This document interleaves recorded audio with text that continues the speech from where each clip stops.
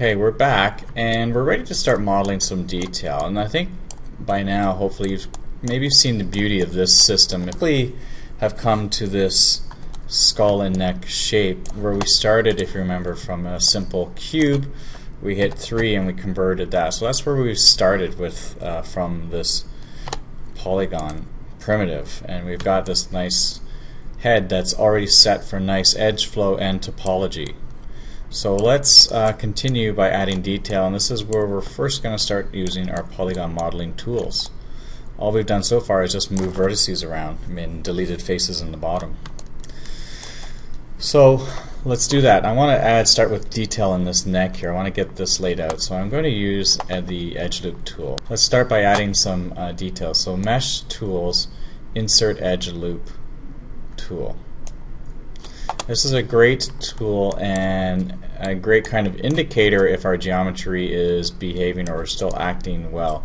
If we've messed up some extrudes where I've extruded faces on top of faces, as I mentioned earlier in the tutorials, you'll know that because if I use my edge loop tool, you can see I get this little arrow. When I click here, I'm going to click on the kind of vertical edge. It's going to give me a preview of what that loop cut is going to look like on the horizontal, and that should go all the way around the circumference of my mesh.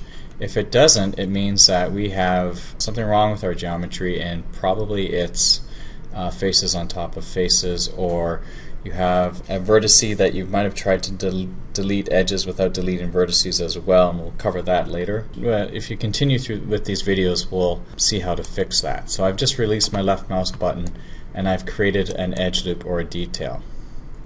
I need to have some detail along this jaw line here, and if you're not familiar with modeling just yet, you know that if you want to create detail or sharper edges in geometry, you need to have your edges closer together. So I'm going to add a loop just close to that bottom loop here, and I'm just going to add third loop. So I'm creating somewhat of a tight line here, and ideally you want your polygon faces, your quads, to all be approximately the same size, but we're going to have to break a few rules here anyway to get nice facial detail.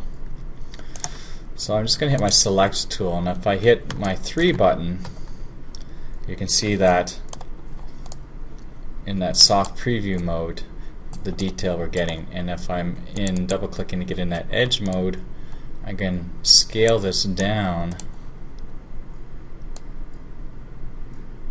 to get a better sense of my jaw. I don't want to get too far ahead of myself, so I'm going to hit 1 to go back into that hard preview mode.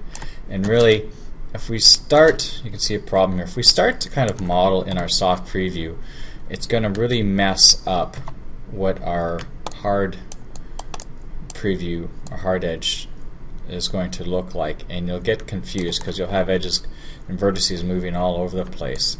Better to kind of model in this mode for a while anyway before we start getting into Mudbox. So I'm just going to undo that scale for now, and in my side view I'm just going to scale this down just slightly,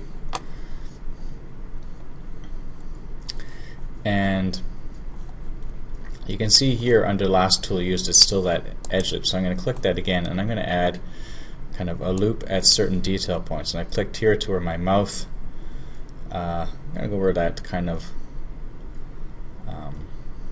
I could go right in the middle of the mouth here, but I don't think I want to just yet. I'm going to go kind of maybe the bottom lip to where the chin meets, and then a point at the tip of my chin. I'm going to add just for topology's sake too, I'm going to add the bottom of my nose, and I'm going to say right in the middle of my lips.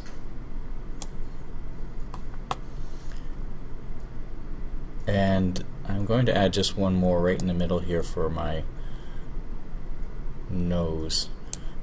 I don't want to get too crazy because you can see we're using this edge loop tool how it's just getting really insane here for the amount of geometry that we're creating.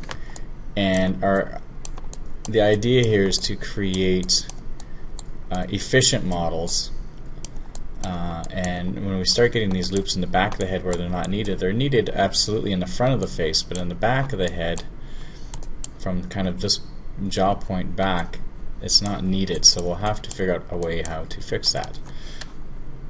In the meantime, we're okay. I'm back into my select mode, and I'm just going to, I have symmetry still turned on, because you can see when I highlight it's blue, indicating symmetry is on. So I'm just going to go into vertex mode, and I'm just going to start in my side view, just dragging vertices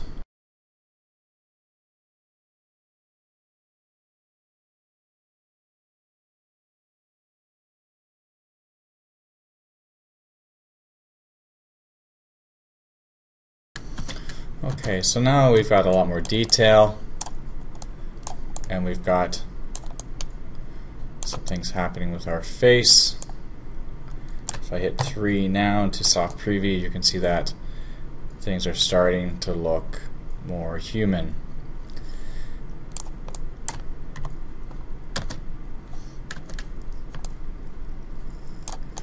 Everything is still in quads because all I've done so far is use the edge loop tool.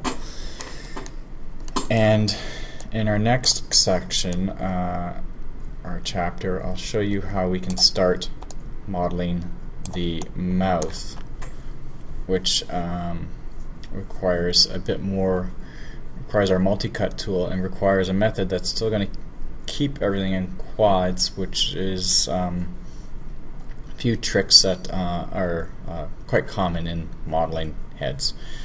And we'll take that up next time.